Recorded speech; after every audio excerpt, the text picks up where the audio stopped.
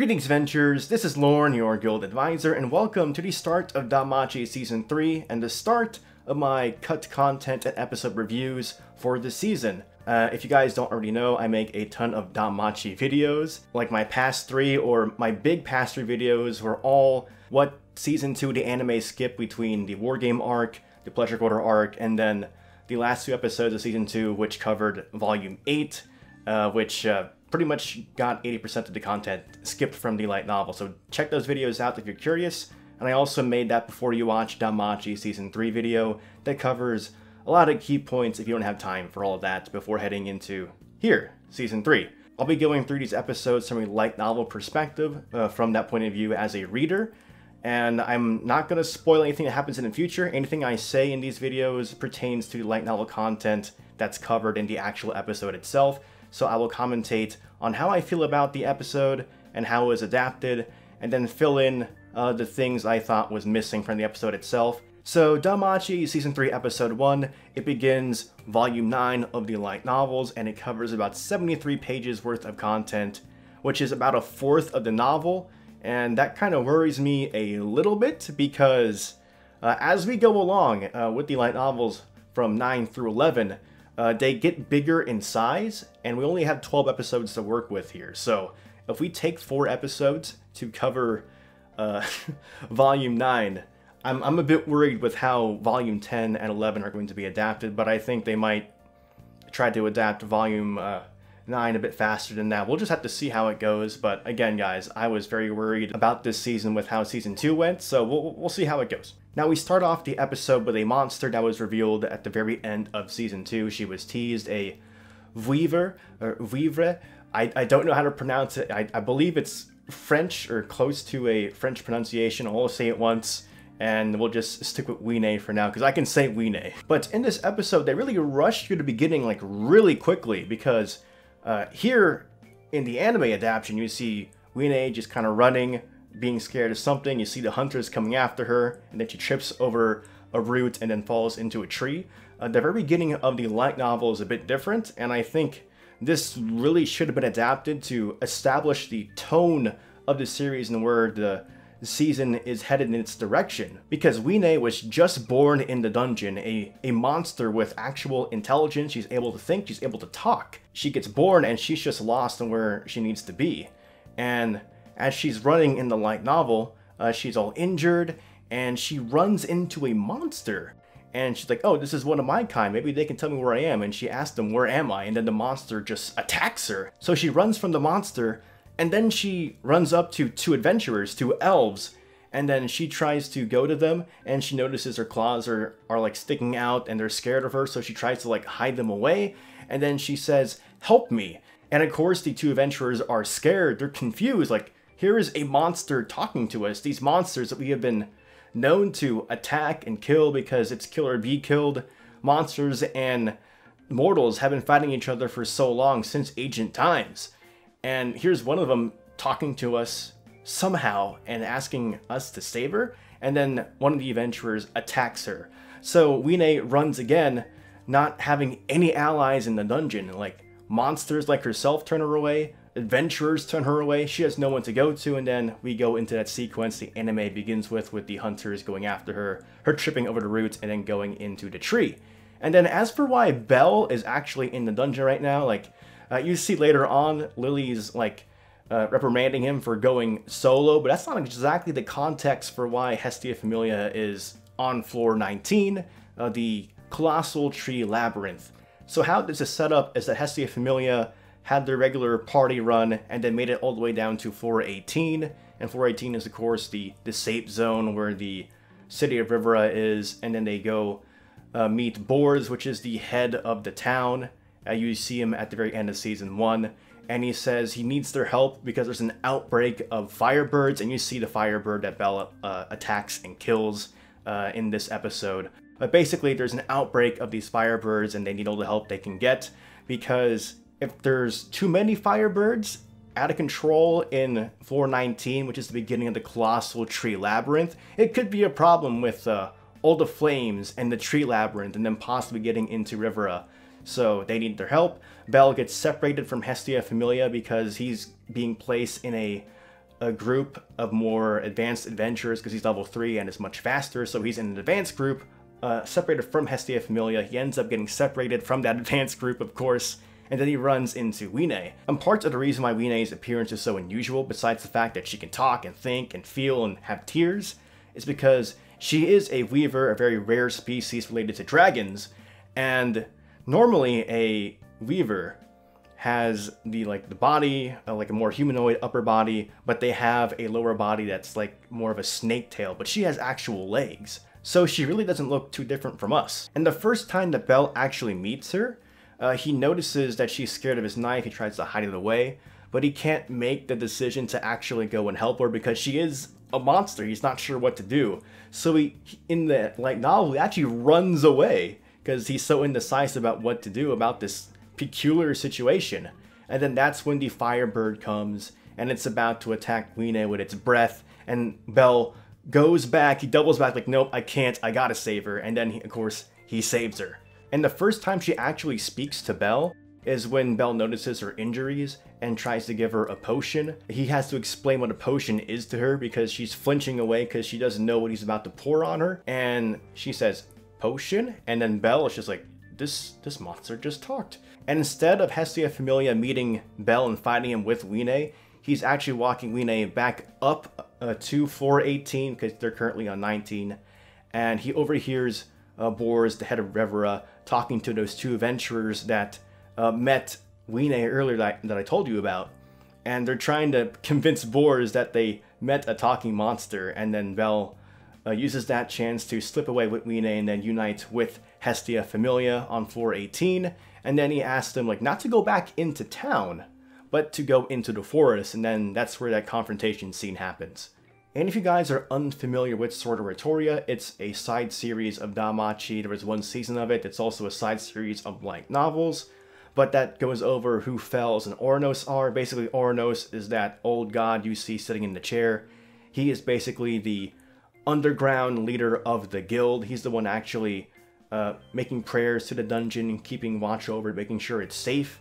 And then Fells is pretty much his servant to go about and give secret missions and also just be a utility to make sure everything is going just fine. And of course, guys, JC Staff can't help it, but the first frame you see of Hestia is, of course, a shot of her boobs. They can't help themselves. But the way this happened in the light novels is a bit more serious in tone. Like, Belwine entered the room, and then Hestia is like, hey, wait, what is that? Not who is that, but what is that? And then she calmly listens to Bell explain the situation.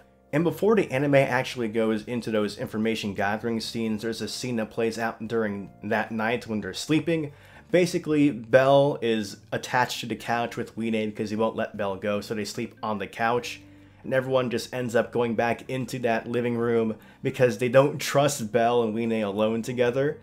And you can sense the hostility in the light novel because Mikito is sleeping with her weapon by her side, Lily's sleeping with her weapon by her side, and then Welf is leaning against the wall with his knee up, and he has his greatsword across his lap, so everyone's very wary of Wine at this moment. But in that scene with Welf gathering information at the guild, I thought it was a nice touch when they included Aina as being the worker who put up the poster of the monster holding the sword, because it wasn't really explained in the light novel who did that, so it's a cool touch to put Aina in that scene. And some of you might not remember, but Lily has the magic called Cinderella, which lets her change her appearance, and that's why she looks like this young elf character going into the underground bar for gathering intel. And when Lulune is actually talking to Lily, she reveals her familia. She says Hermes Familia to Lily, and then that automatically makes Lily go, well, Belle and Mikito trust Hermes, but I don't exactly trust Hermes as much as them. And she has every right not to trust Hermes that much, because as we all know,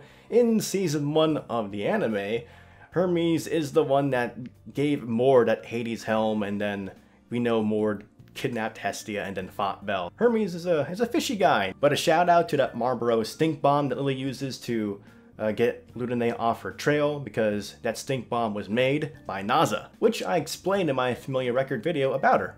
But I do think the anime did a good job of humanizing Wine with her moments between Haruhime and Belle and the rest of the Familia. It was very wholesome. I liked that they kept the part with Wine being fascinated by Haruhime's tail. That was very cute. And I was very surprised by how hard they went with Wine hurting Belle with her claws. I'm like, well, dang, that was way more savage than I thought it would be. It was, in my mind, it was more like of a casual scratch, but it did a lot of damage because the wound was deep. But here, it was just like, whoosh. But yes, Wine feels very bad about hurting Belle. And that brings us to the bat scene. And yes, this was in the light novel as well. The context for how he got to this point is a bit different. Basically, Lily says that Wine is kind of smelly because she was attached to Belle all night last night, and neither she nor Belle have had the chance to actually take a shower because of that attachment. So Wine bathes with the girls, and Lily actually mentions during the bath, it's like, we should do this more often because it saves money. Now Lily is actually in charge of the Familia's finances, so it's a funny thing to remark about, but there's no comedy in this scene. It's all fan service. All fan service during this scene. And I think they lean a bit too much into it. Again, like I said, like establishing the tone for this arc is very important, and this is not helping. And during the conversation that Lily has with Welf later that night, she actually says if Wine is going to cause a problem for Hestia Familia, like if ever reaches a point where Hestia Familia will be in danger to the public because of Wine, she implies that she's going to like abandon Wine or find some way to get rid of her. And then Welf says to her, like, look in the mirror, Lily. Are you actually willing to do that? That's not the face of a person determined to do that, because Lily herself, like, she says that she would do that, but she's conflicted on the inside. I'm also very happy they kept in Welf filing Wine's claws into fingernails, then seeing how excited Wine is when she can touch Belle without hurting him. Like, very, very wholesome. And when Wine is recounting her dreams to Belle, like, Belle wonders if, like, were these really dreams or were these memories? And the actual animations during the dream sequences, they were a lot better than I thought they would be. Like, they're actually putting some effort here. That's interesting. And here is one of my bigger problems with the first episode. It's mainly like the very beginning and then the very end. The very end features Hermes Familia, and in the anime you see Hermes like perched atop somewhere above Hermes Familia. But in the like novel, Hermes Familia is kind of like in this alleyway exchanging information. And Laurier, which is the blonde elf, a female elf you see in the anime, she's talking about how she found the underground hideout for where these monsters were being kept. And she's freaked out when she is talking about this. Like in the anime, they just kind of gloss it over. But in the light novel, like again, establishing tone is very important for this arc, like the conflict between monsters and humans, intelligent monsters and humans. Like, do we accept these?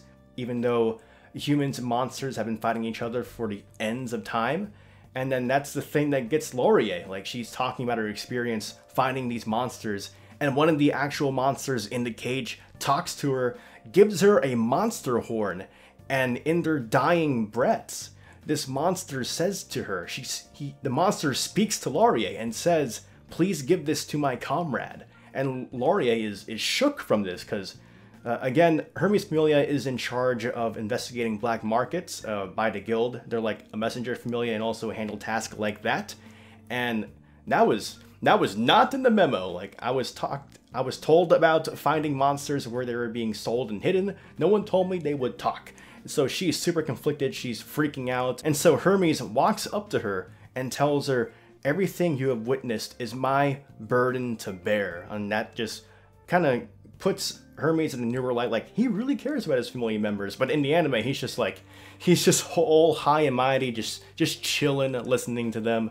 Like, it's kind of a weird tonal shift from how the light novel handled this moment. And again, that was my problem through the beginning of this episode and the end of this episode. Like, I'm very curious on how people new to this content felt about it, because I personally think they rushed through the beginning of the episode and then kind of did not adapt the very end well with Hermes Familia, because I think adapting those two things properly establishes the tone of the conflict between monsters and humans, how Wine is very confused because monsters turned her away, humans turned her away. Belle is basically her savior in those first moments of her life. And if you did not pick up on this, in my previous like cut content videos regarding season 2, I talked about how Zanis, the Familia captain of Soma Familia, was telling Lily about his money-making schemes, and one of them involved Lily using her magic to disguise herself and lure monsters so they can be captured. That was basically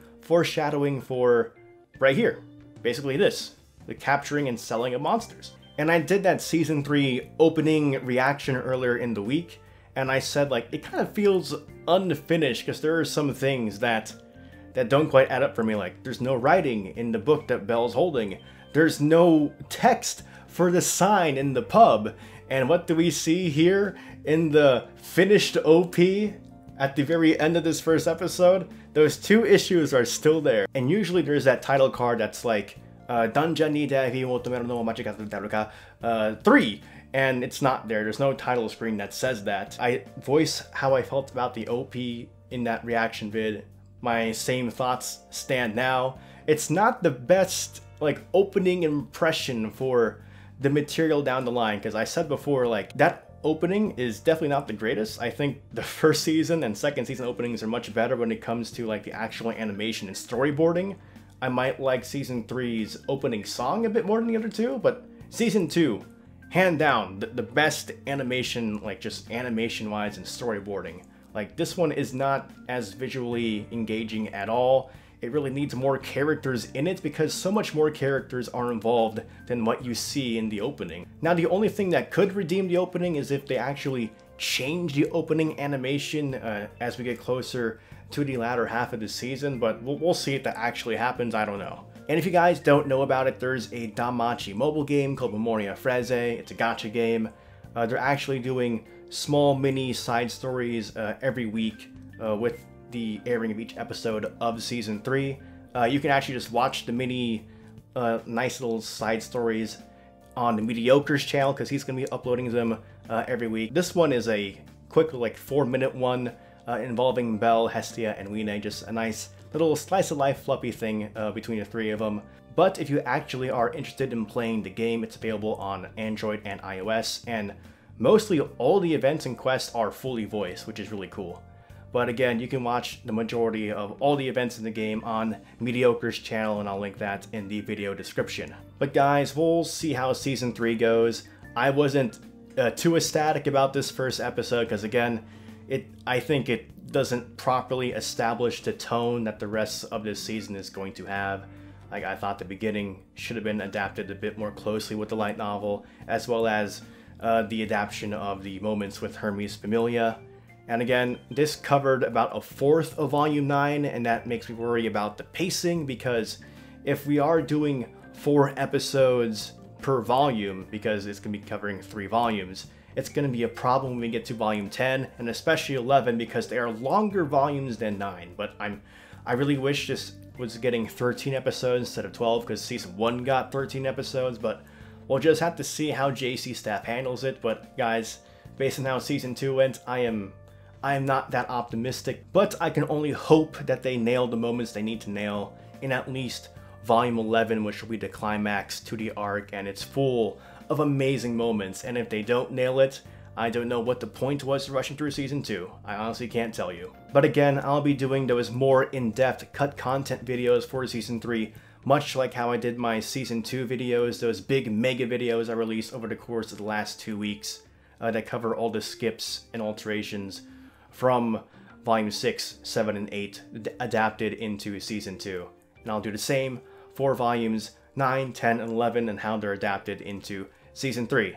But anyway guys, I'm very curious on how you felt about the episode. If you're anime only, did you think the beginning was kind of rushed and didn't establish a proper tone like I did? I'm curious on how light novel readers found the adaptation.